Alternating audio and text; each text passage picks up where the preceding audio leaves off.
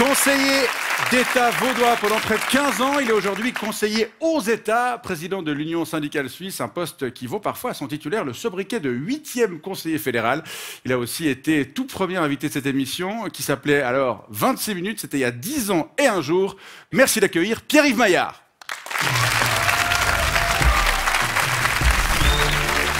Bonsoir.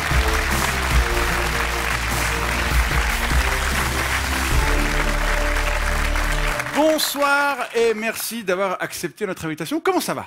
Ça va bien, bonsoir. Bonne reprise d'être là, oui. La reprise s'est bien passée? La reprise s'est bien passée, oui, tout à fait. Je disais, vous étiez notre tout premier invité en 2015. Est-ce que vous avez un souvenir qui vous revient de cette soirée? C'était plus court, non? C'était beaucoup plus court, oui. C'était dans un club. Oui, à Lausanne. Dans un club, il y avait aussi déjà plein de monde. Vous étiez déjà très drôle. Les gens riaient bien. Ouais. Donc, et vous? Ça, c'est le souvenir que j'ai. Moi, j'essayais d'être sérieux pour pas changer de rôle. Ouais. Et puis, vous étiez... mais vous êtes passé de 26 à 120 à 52. Ça, j'ai à peu près suivi. Ouais. C'est bon, là, vous êtes... Je crois qu'on a fait le tour. Mais en tout cas, ce qui ne change pas, c'est qu'on n'a jamais d'inspiration pour donner des noms à nos émissions. Voilà. Mais on va regarder un extrait de cette émission. C'était donc le 17 janvier 2015. Alors, cette émission, Pierre-Yves Maillard, est enregistrée en public, vous l'avez constaté, un public que l'on souhaite proche le plus possible de nous. Alors, je sais pas, est-ce qu'il y a quelqu'un dans la salle qui souhaiterait participer à l'entretien? Oh ben moi, oui, volontiers. Monsieur, c'est gentil. bienvenue.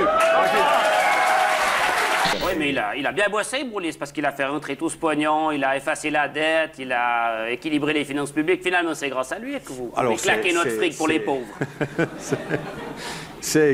On a aussi augmenté un peu pour l'agriculture cette année. Vous verrez peut-être quelque chose.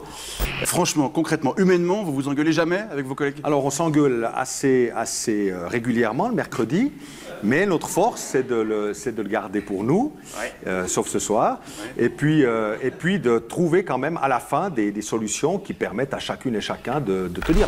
Il paraît que sur les terrains de football aussi, ça vous arrive de perdre vos moyens, c'est vrai? Mais moyens, non. Vous arrivez à rester calme, même au courant après un ballon? Oui. Vous faites du foot? Oui, je fais du foot. Ça se voit moyenne, même. Est-ce que vous faites encore du foot?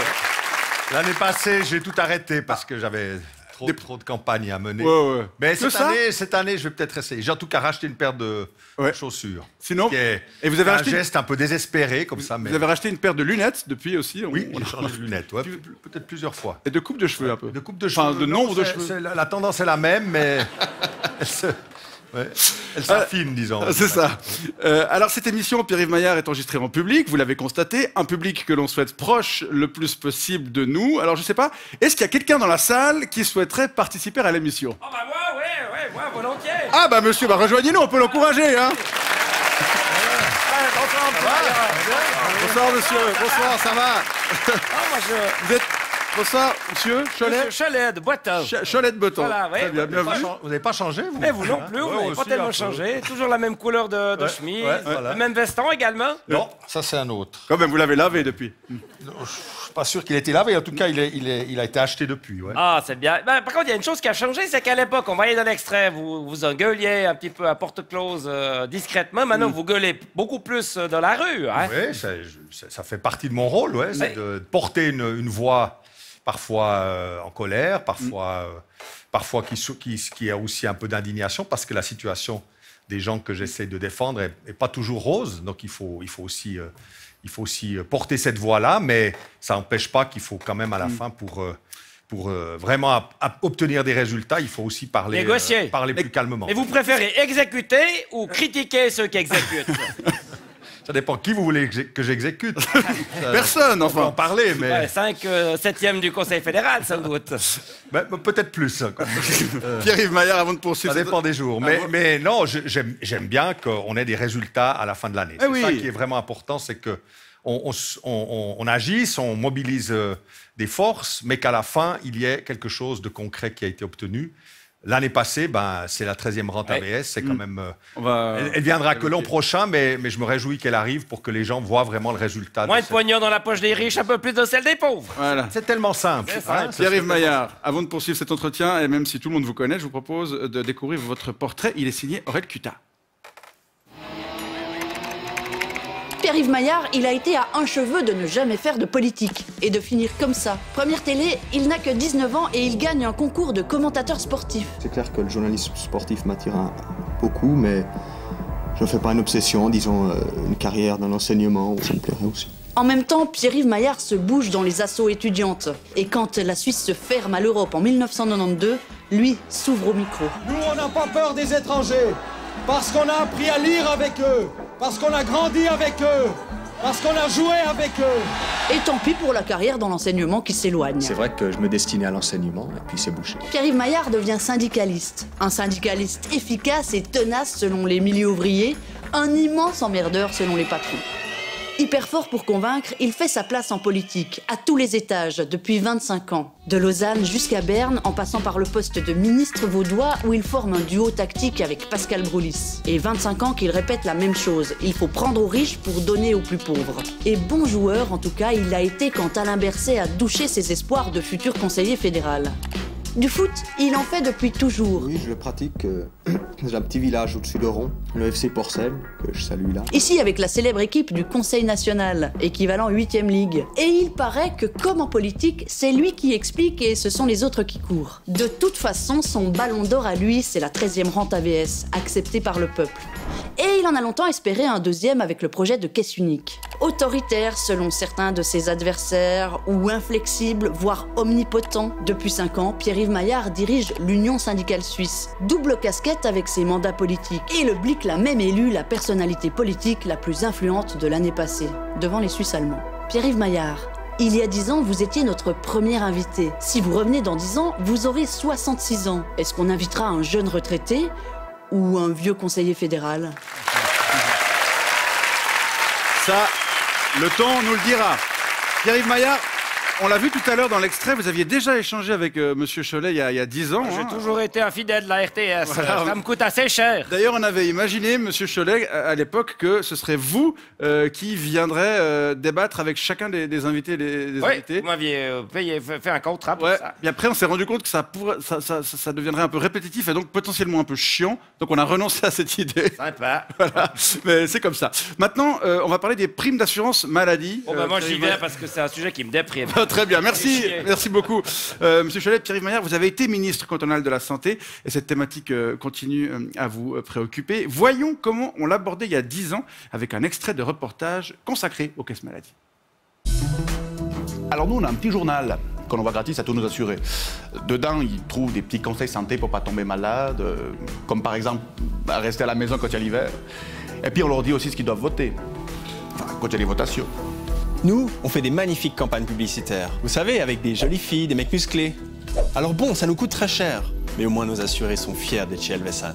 Et en termes de prestations? Nos prestations, c'est exactement les mêmes que dans les autres caisses. Alors tous ceux qui sont chez nous, au lieu de s'affilier à la caisse la moins chère... C'est juste des couillons. Vive la concurrence. Comment vous voyez la suite? Est-ce que les primes vont... Qu'est-ce qui se passe? Rien. Comment est-ce que ça va évoluer? Est-ce que les primes vont continuer à monter? Alors ça, c'est certain. Hein. Ça a déjà triplé aux 20 ans. Ça va forcément continuer. Hein. Ça a un coût la santé. Oui, c'est vrai, ça a un coût la santé. Il faut faire le choix de payer ce coût, sinon on décède. Hein. C'est clair.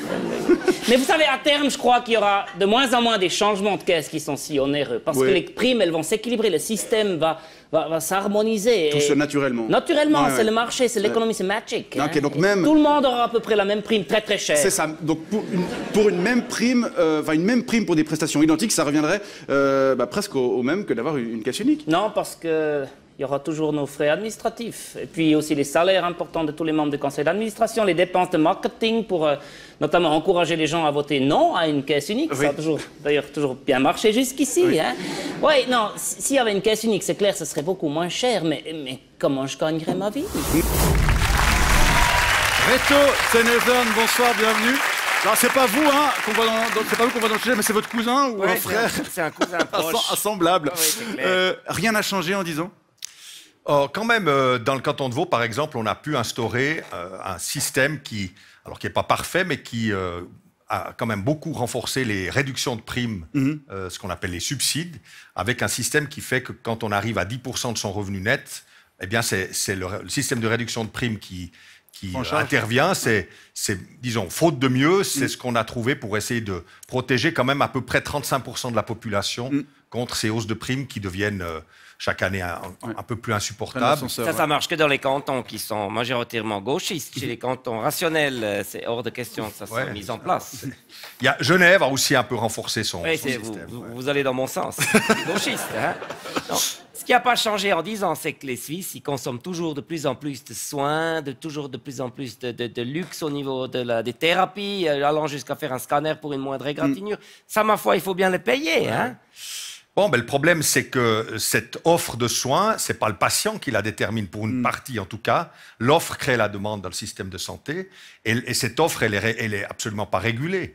Et notamment, ce qui ne va pas du côté des assureurs, c'est que les tarifs qui rémunèrent les médecins sont très lucratifs dans une offre très coûteuse, par exemple tout ce qui est spécialisé, technique. Là c'est très lucratif. Par contre, pour la pédiatrie, les systèmes d'urgence, toute la première ligne, là, au contraire, on voit que les tarifs ont plutôt Ça donne envie de donner envie. Limités. Vous voulez qu'on diminue l'offre, comme par exemple en Angleterre, où on prend en charge les patients dans les chiottes ou sur les parkings des hôpitaux gérés par la National Health Service? Il y a en Autriche, au Japon, au Danemark, des systèmes qui fonctionnent très bien, dont on pourrait s'inspirer. Il ne faut pas toujours prendre les exemples où d'ailleurs on sort de 15 ans de gouvernements conservateurs qui ont vraiment limité de plus en plus les moyens de ce système. Et au bout d'un moment, ça ne marche pas. Mais ce que ça doit nous inspirer, ce qu'on vit en ce moment en Angleterre, c'est qu'on ne peut pas laisser le service public de santé, notamment ceux qui s'occupent des patients 7 sur 7, 24 heures sur 24, 7 jours sur 7, 24 heures sur 24, on ne peut pas laisser ces systèmes s'effondrer parce qu'à la fin, il y a vraiment des choses qui sont absolument insupportables qui se passent. Et notre pays, malheureusement, prend un peu ce chemin quand on voit que des hôpitaux maintenant partent en faillite, que presque tous les hôpitaux de Suisse sont en déficit. C'est le résultat d'une politique de financement hospitalier. Moi, ma clinique va tip-top. Qui a voulu mettre la concurrence partout et qui fait pression justement sur ce service. Dans l'extrait qu'on vient de voir, on fait allusion à la caisse unique que le peuple a refusée en 2007 et en 2014. Or, selon un sondage datant de l'été passé, 2 tiers des Suisses y seraient aujourd'hui favorables. Est-ce que ça va vous motiver à revenir à la charge? Prendre encore un nouveau fou. Ça fait 3 fois que je fais campagne pour une initiative qui veut changer les choses dans ce domaine. Les Suisses romands, maintenant, votent en principe pour ces changements. On accorde la peine en Suisse alémanique. Heureusement. Ce qui est fascinant, c'est de voir que quand je croise des gens dans la rue, la première question qu'ils me posent maintenant, c'est quand est-ce qu'on relance un projet pour l'assurance maladie, un projet de caisse unique ou de changement du système de financement. Donc, tant qu'on aura encore un peu d'énergie, on va se relancer. À force de se brûler, on arrête de mettre la main sur la bougie. Le problème, c'est que les analyses qu'on a faites, elles s'avèrent justes. On avait dit que ce système irait dans le mur et il s'en approche de plus en plus. Monsieur Tsenejan, on va parler maintenant d'un autre sujet, le réchauffement climatique. Est-ce que ça vous intéresse? Boring. Non, moi, je suis pas venu ici pour me faire culpabiliser. Ça ne me dérange pas si je vais Non, allez-y, je vous en prie. Merci beaucoup. Vous partez en hélicoptère, très bien. Je vous propose donc de découvrir un nouvel extrait de nos archives d'il y a 10 ans. La conseillère fédérale Doris Leuthard a annoncé hier en conférence de presse que la Suisse avait pour objectif de réduire ses émissions de gaz à effet de serre de 50% d'ici 2030 par rapport aux valeurs enregistrées en 1990. Vous n'avez pas l'air de prendre cette annonce très au sérieux. Évidemment pas. Vous l'avez prise au sérieux, vous? Je sais pas. Mais enfin, 50% de réduction des gaz à effet de serre en une quinzaine d'années. Mais il faudrait être zinzin pour prendre ça au sérieux. Zinzin! Alors, qu'est-ce qu'il faudrait pour arriver à cet objectif?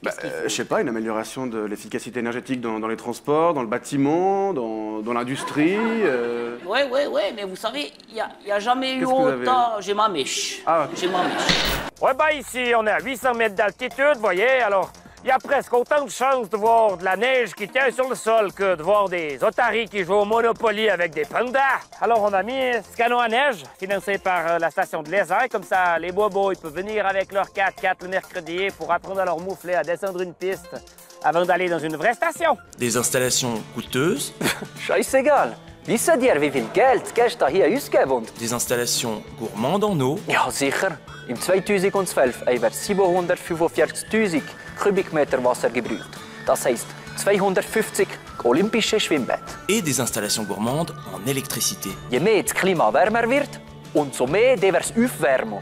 Et qu'en pensent les skieurs? Disons, s'il n'y avait pas eu de neige, je serais allé passer le week-end à Barcelone. Hein. Alors évidemment, j'aurais grillé encore plus de CO2, mais bon, en même temps, foutu pour foutu, autant profiter. Bonsoir, monsieur Beauvais. Oui. Bonsoir. Enseignant à Lausanne. Enseignant, électeur socialiste, comme tous les enseignants. Très bien. 50% de réduction d'ici 2030 par rapport aux valeurs enregistrées en 1990. C'est bon, on y sera? Non, on n'y sera pas. C'est tout le problème de ces politiques qui fixent des objectifs, mais qui disent pas avec quels moyens on veut les atteindre.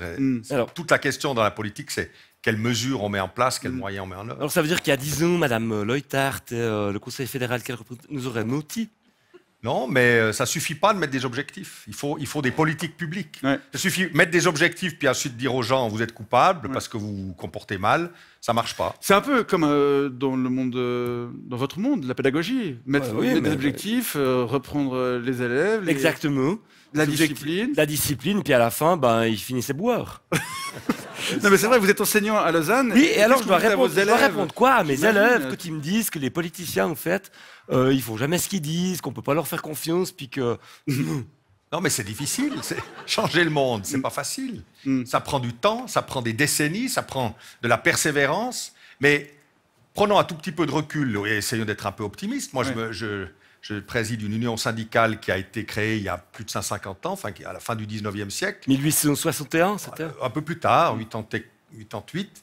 Et on a, pendant cette période-là, eu des avancées extraordinaires. Les gens qui ont créé ces mouvements syndicaux, ceux qui ont fait la grève générale en 1918, si on leur montrait aujourd'hui la situation dans laquelle on est, même si elle n'est pas parfaite, ils diraient mais c'est quand même des succès remarquables. L'intelligence artificielle, par exemple, ils s'imaginaient pas que ça existerait. Mais il faut s'imaginer une période où les gens travaillent et s'ils ont le moindre problème, que ce soit un accident, une maladie, la vieillesse, ils n'ont plus rien qui rentre. Et c'est pas qu'ils mettaient beaucoup de côté quand ils travaillaient. Ouais. À l'époque, il faut se rappeler que pendant des décennies, c'est ça la réalité du monde du travail. Il n'y a rien qui rentre quand on ne peut plus produire. Et cette situation, c'était une précarité énorme, quand on avait en plus des familles à nourrir. Eh bien, aujourd'hui, après un siècle et demi de lutte, on a conquis, dans beaucoup d'endroits, des sécurités qui permettent au moins de se protéger en partie de cette crainte.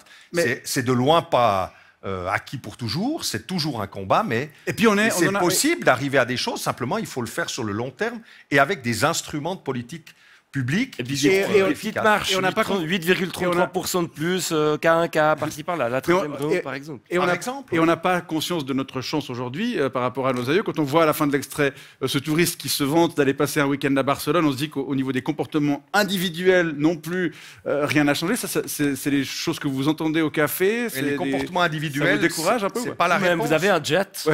C'est quand la dernière fois que vous avez voyagé en jet. Presque du Conseil d'État vaudois. C'est encore plus vieux que l'émission que vous avez, bien plus vieux que votre émission. Et j'ai vécu une période où on craignait qu'il n'y ait plus de forêt en Europe. Parce qu'il y avait notamment du plomb dans l'essence et que ça provoquait des pluies acides. On a interdit le plomb dans l'essence. Ça a été une révolution dans le monde automobile. Ah, c'est ça, son plomb. Et les choses... et les forêts se sont un peu améliorées. On avait des craintes pour la qualité des eaux. On a instauré des systèmes d'épuration. Mais où est-ce que vous voulez en venir? Je sais qu'on va trouver une solution miracle, puis que le réchauffement climatique, on va l'éteindre. On a des capacités d'action. La politique, c'est ça. Et puis, c'est quoi l'alternative? C'est quoi l'alternative? C'est Trump. Les réseaux sociaux. Vous êtes un bon footballeur. On se lamente sur l'état du monde et rien ne se passe. Vous êtes un très bon footballeur. Vous m'avez fait une super passe. On arrive bientôt au terme de cet entretien, mais j'aimerais encore qu'on voit un dernier extrait. Et là, on va remonter un tout petit peu moins loin qu'il y a 10 ans. En l'occurrence, il y a presque exactement 8 ans.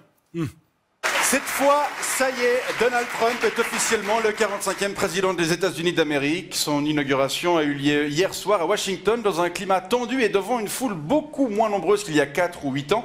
Les Américains se retrouvent divisés comme jamais entre des opposants qui considèrent que Trump n'a ni la légitimité ni les compétences pour exercer la fonction suprême et des supporters qui voient en lui un messie qui va rendre à l'Amérique sa grandeur. Des supporters dont vous faites partie. Taylor Clarkson, bonsoir. Good evening. Il y a un peu comme une impression de jours sans fin, vous trouvez pas? On aurait pu dire ça aujourd'hui. Hein, c'est vrai que c'est très impressionnant. Cette personnalité politique a quelque chose on n'a pas, je crois, encore analysé tout ce qui se passe. Il y a un élément aux États-Unis quand même qui, je crois, est une des bases de l'explication, c'est c'est l'évolution du Parti démocrate. Parce que ou la dégringolade. Pour que Trump ait autant de succès, il a quand même fallu que les autres fassent quelques bêtises. Un peu comme en France. Et des grosses bêtises. Il leur manque un Maillard, en fait. Bah, j'en sais rien. Non, mais ce retour du populisme de droite radicale, outre-Atlantique, et d'ailleurs on voit aussi... De plus en plus en Europe. On a ce même phénomène. Ça vous l'expliquez par ça, par une gauche qui pétouille. Je pense que le nombre de Maillards dans tous les pays d'Europe. De meilleurs Maillards. Non, mais soyons sérieux. Soyons sérieux. Arrêtons de rigoler, s'il vous plaît. Revenons au sujet.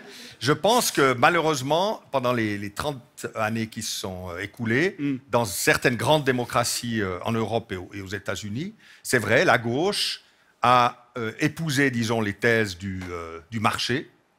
L'ouverture du commerce mondial à la Chine, par exemple, c'est une décision qu'a prise Clinton. L'affaiblissement des régulations bancaires, c'est des décisions de l'administration Clinton. Le fait qu'on se dise, après tout, en Europe, le monde ouvrier, le monde qui travaille dur, on laisse tomber parce qu'ils sont perdus pour la cause. Ça, c'est des choix stratégiques qui sont faits notamment en France par la gauche. Je pense que ça, c'est des erreurs qui sont fatales et qui conduisent toujours à la même chose. Quand le monde du travail désespère d'avoir une alternative à gauche, il la cherche ailleurs, parfois à l'extrême droite, parfois chez des milliardaires qui leur font croire tout à coup que c'est comme par enchantement, le cumul des milliardaires entre Musk et puis un immense charisme et puis des autres choses aussi qui font que les gens... qui achètent en plus des instruments d'influence. Évidemment, ça finira aussi pas bien, mais je pense que la responsabilité, elle est aussi à chercher chez l'offre alternative, notamment à gauche. En tout cas, il avait raison, le gars du début, vous êtes vraiment marxiste. Hein.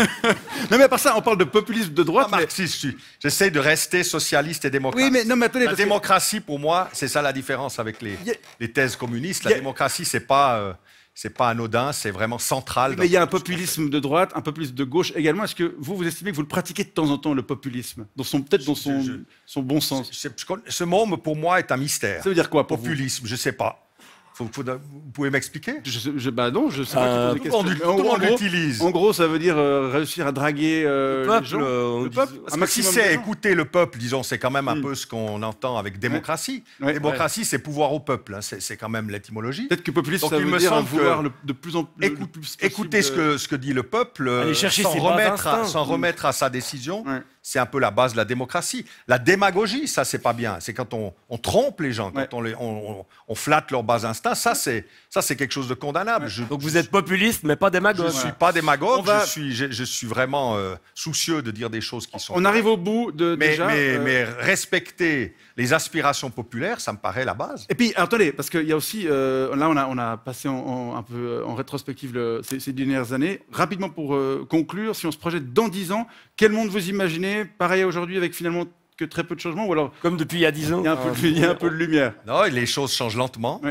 Elles changent lentement. Je pense qu'on est dans une phase difficile politiquement, mais comme souvent, il y a des retours et moi je suis optimiste. Je pense qu'on peut arriver à avoir un mouvement démocratique, social, syndical qui se renforce et qui change les choses pour le bien des gens. Et pour répondre à Aurel Cuta, toujours à l'USS, au Conseil fédéral, à la retraite? Non, moi je serai à la retraite dans 10 ans. À la retraite, au Conseil de l'Europe, capitaine d'une équipe de foot. Oui, non, j'aspire quand même à prendre une retraite et puis à essayer de profiter de la vie au maximum. Très bien. Merci en tout cas d'être venu nous voir pour souffler les 10 bougies de cette émission. Merci à vous. Tout bon pour la suite et bonne soirée, Pierre-Yves Maillard. Merci. Allez, restez là.